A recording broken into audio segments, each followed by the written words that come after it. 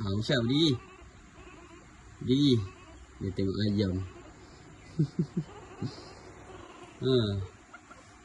Berdiri. Usha ayam tu.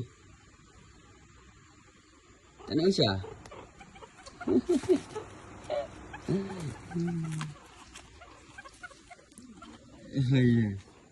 Tak mau jauh-jauh. Tak mau pergi main jauh-jauh.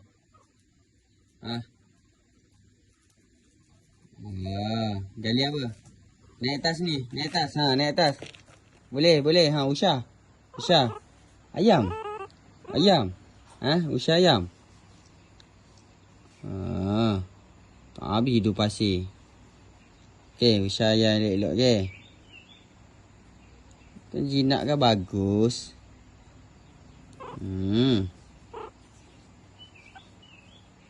Oh, dia setengah ekor dia ni. Dia berdiri. Kenapa?